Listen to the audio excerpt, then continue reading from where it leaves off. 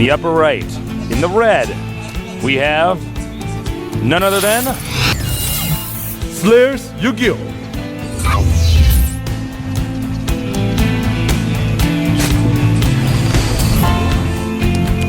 And there he is, up 1 game.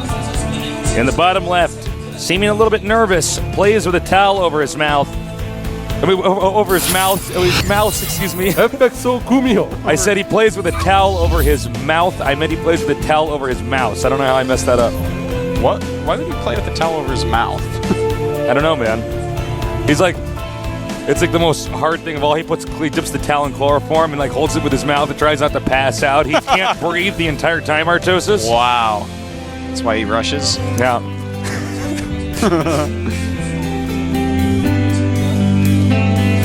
All right, so quick drone scout by YugiOh. I like that. Yep. Well, I think he had probably the same take that you did, where he was like, "Wait a minute, Funny map wait a choice. minute, this is kind of interesting." You know, the terrain here, it's hard to get good surrounds and stuff, so we'll just have to see. We have seen just so many epic TVZs here. Some of the best games of StarCraft 2 ever have been played on this map, Terran vs. Zerg. All right, so the drone is over here.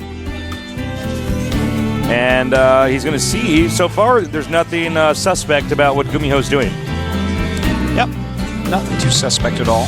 GuMiho might also have picked this just because he had a good game in the series before. You know, that was his best game today by far. And, you know, like I said before, this map is great for Reactor Hellion. It's, like, really great for Reactor Hellion. In fact, I know one build I've seen on this map a lot is Reactor Hellion with a Marauder Stim follow-up. And it's a hard map to defend that on as Zerg, really. It's hard to scout that ahead of time, and the travel distance isn't all that long. Quite a big surface area at the natural as well to try to defend against something like that. You've got to get those 3 spines up, which a lot of Zergs just don't do. Yes, CD is scouting around. Looks like both players at the start are going to get a good idea of what's going on and discover that so far everything's pretty kosher. Yeah. Well, factory on the way. Should see a reactor going down pretty quickly here. Like any second. Any second. Like a few seconds ago. Well, there it is. Reactor's on the way. Just a tad late. This is generally why you probably shouldn't... Or tell me if you agree with this, because you play more Zerg than I do. Sure. Do you think that Zerg should just never bring a drone down at the expansion if they see a Marine coming? Because they're going to have to move it anyways. Just bring it later on? That's a pretty good question. In this case, with just one Marine coming, kind of scouted it, and it looked like a Reactor Hellion opening. I think it's all right in this case, but, you know, oftentimes you're going to want to bring more than one. If it's going to be an actual scary situation, if you bring just one, yeah, of course, you're just going to have to move it. And look at this. These two Did he lanes. just do that? He just let him in? Hardcore Zerglings right there. Come in. Would you like a cup of water? And, you know... exactly it. Yeah. You know what's kind of interesting is that he has that reactor on the barracks, not the factory, and YugiOh saw that. Is there going to be a switch? You know, if it's been spotted, he might actually... just not want to go Reactor Hellions because it's hard to tell. You'd think he's going to switch, but, you know. Well, YugiOh's already shown a penchant for going roaches to defend in the last game, and he is once again going roaches as opposed to any spine crawlers. And in fact, GuMiho is just getting a tech lab on his factory. Very interesting. So he's just going to use a Hellion or 2 just for some scouting. All right, so the Ling now coming down here to scout this location. Hellion cleans it up. Orbital on the way here. And so far, both players have been able to scout everything. He will see the tech lab just barely. Did he? Did he not? Check from here, Artosis. No, wow. All right, so that's actually a pretty good deal for him. Now, it looks like he wants to gear up for a Marine siege tank timing where he uses the high ground and push down. But YugiOh is being really smart. He's going to spread his creep to that high ground. And that alone is going to make the plan of GuMiho 100 times harder to accomplish. All right, we have the roaches coming in here just to peek. See that, in fact, he can conclude there that it's probably not going to be a good idea for him to attack anytime soon. The Hellions, though, inside the main base, and they're going to be doing a lot of damage here. Oh, look at YugiOh with his drone defense. Yeah. And that Hellion, oh my god, gets away. Oh wow, GuMiho's going to do a push. Either that or he's pretty applying quick. pressure. I think it might be quick. pressure.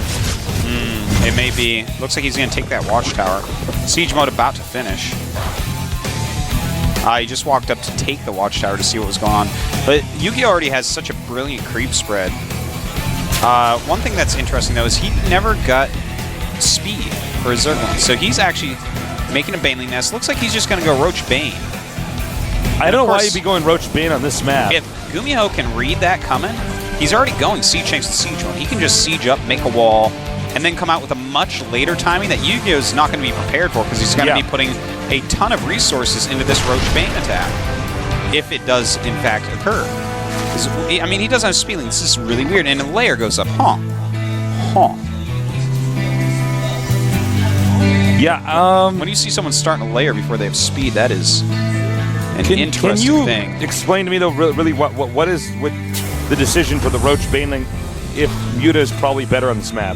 This is like a mutalist map. You counter with links and mutas. You have more mobility. That might be the plan. The fact just that because it's so unusual. That it's pretty unusual, and I mean he can go down there and hit with that very hard one solid big attack. Ooh, very well placed Marine. Oh, I like that move. But I mean, still no Zergling speed. He's got a lot of Zerglings, a few Banes, a few Roaches. No speed, though. I think this is a mistake that he just hasn't gotten speed yet. He still hasn't started Well, speed. you'd think he'd notice, though, with the links moving around here. I know, right? Now, as you can see, Slayer's YugiOh has not had the same... his win rate is best and up and down. Dude, 22 more Lings on the way. Yeah, okay, then so I think you're actually right. Unless he's and he's getting Baneling speed and Burrow. All right. This is just a mistake he hasn't gotten speed. I don't care... The 4 more Banes won't even be worth it compared to if these Zerglings had speed. Look at this. We actually have a drop right now by GuMiho that's owning up because these Zerglings don't have speed. These are actually killing like 1 million Zerglings. Oh, that's cool when it picked up. You know when you have the blue flame Hellions and they're in the medevac and you pick them up right away, it looks like the medevac has like a water gun? Yeah. It's like a sprinkler super soaker or something. I want to run through it in my underwear. Yeah. All right, so Baneling's on the way. Speed has started. He definitely made a mistake on that, though. I bet you anything he's wishing he had speed right now. I'm sure he's cursing himself right now. Yeah. Saying, gosh darn it, I wish I had speed. Golly gosh, I'm sure that's exactly what he said. He's surprised. Said, golly gosh darn it, G Willikers. That's too bad. All right, so let's see here. We have a lot more supply for GuMiho. Baneling speed is almost done. There's a good creep spread. I love that YugiOh is respreading creep as well. Note that Baneling speed, well, Baneling speed finishes. If the Zerg's going to attack, it's going to happen like within the next minute here. Dude, right now we have 47 Banes and 47 Lings and 9 Banes. He might not even need to attack. Terran's actually pushing right now. Yeah. An interesting little push. That is an area where you can flank with Banes, and it does a great effect. Wow, that is... A lot of Overlords being killed off here. That is the most annoying Viking.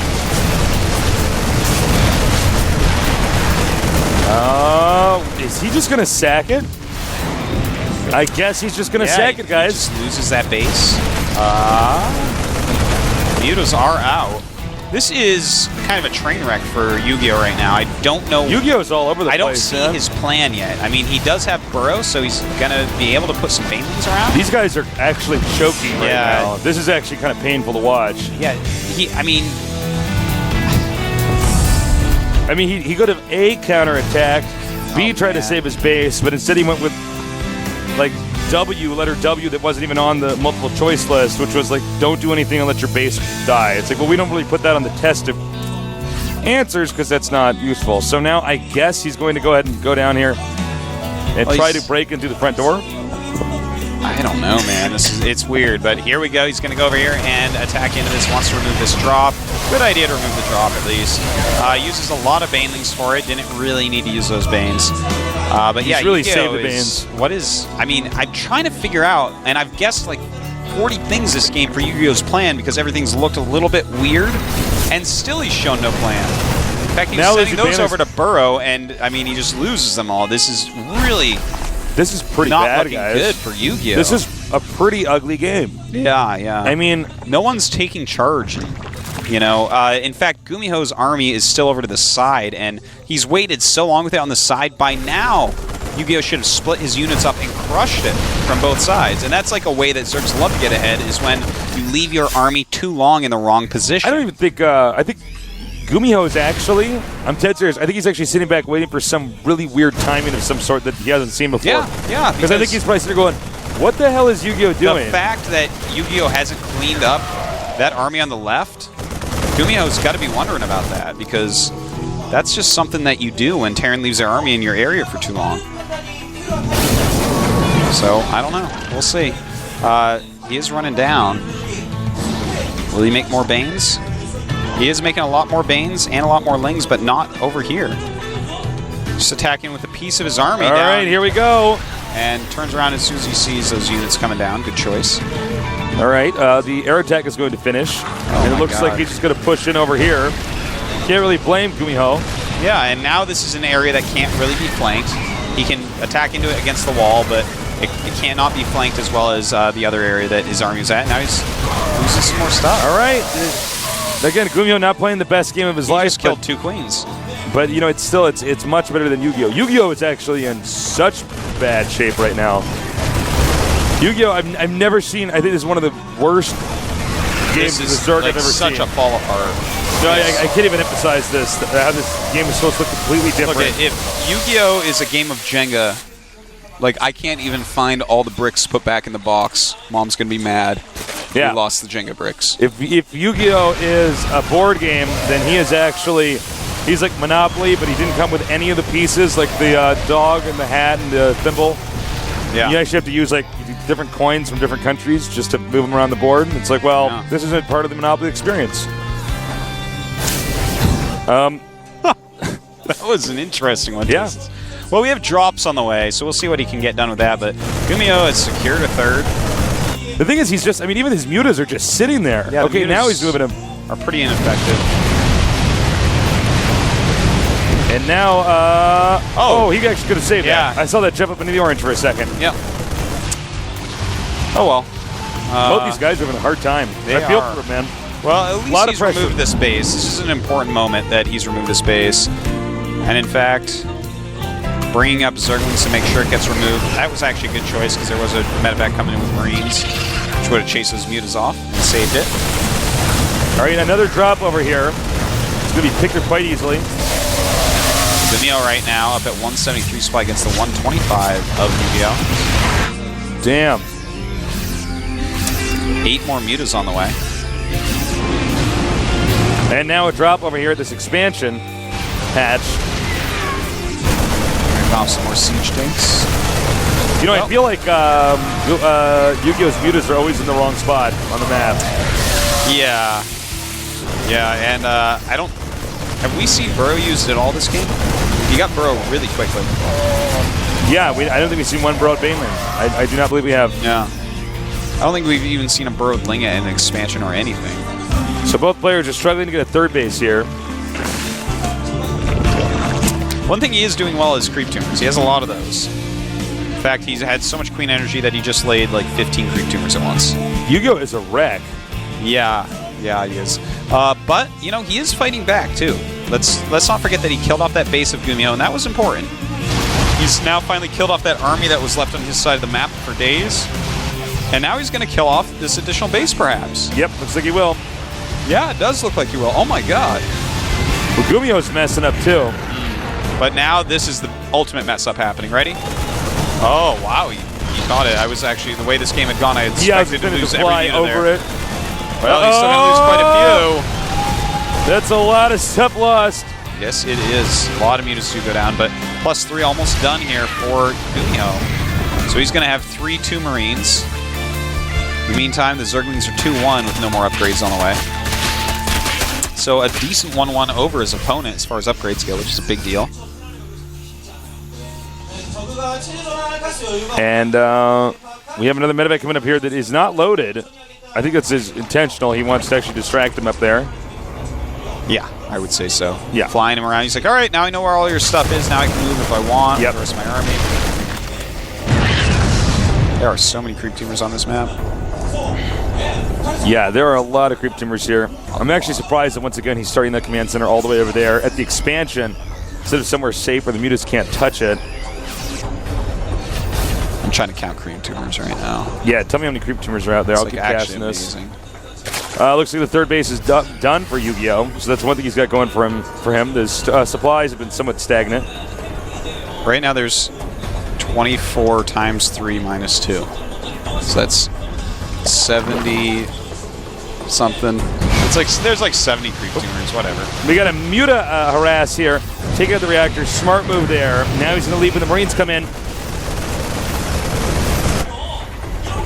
Meanwhile, the SCV is now being transferred to the completed expansion. Oh, he was using the changelings to try to block that. Oh, that was really cute. That's actually some cute. I'm actually really impressed with that. Yeah. Are these mutas going to get stuck back here? He's really trying his hardest to make all these mutas quite stuck. Mutas see their way out because of thanks to changelings. And almost no, they didn't get out. Oh! And looks like that stim was for naught. The mutas will escape. Here come the Lings, though, up against the siege tanks. And that's actually really good for him because the Marines are all chasing the mutas. And now the Banelings roll in. What? What am I seeing? Ouch, poor GuMiho. Yeah, GuMiho actually taking a ton of damage. YugiOh really able to pick his fights here. Man, I just watched 10 Zerglings run away from a siege tank when they were next to it. Ouch. But the mutas will go back and clean him up. All right, so actually, it's stabilizing this game finally.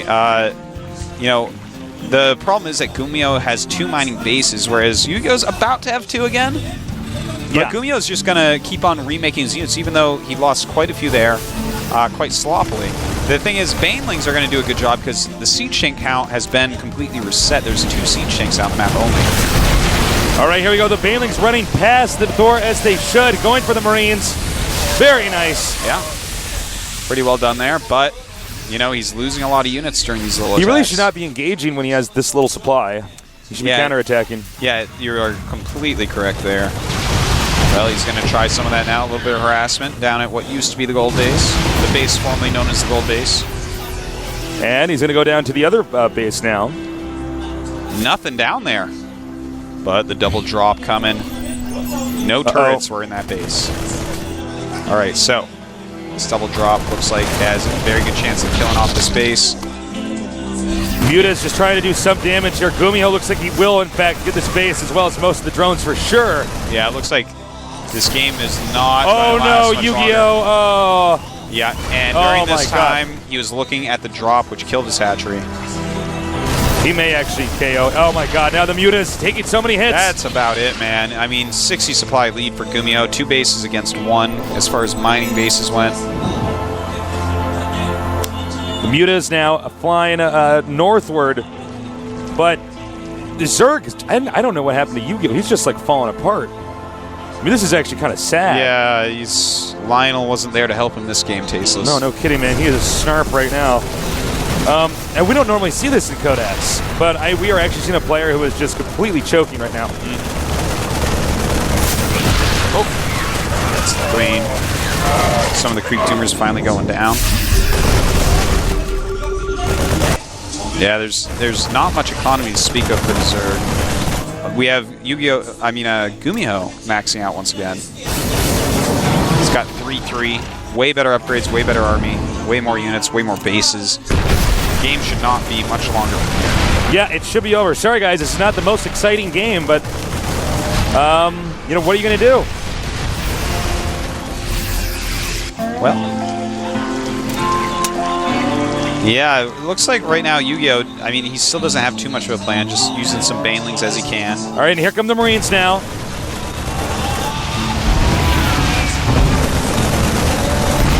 And that's that. I mean, I don't know, guys. I want to cast this. I want to say something that's really interesting right now. But YugiOh is dead. He's an 82 supply. GuMiho right now, maxed out. The hatchery's going to go down. And there's just not much going on, you know?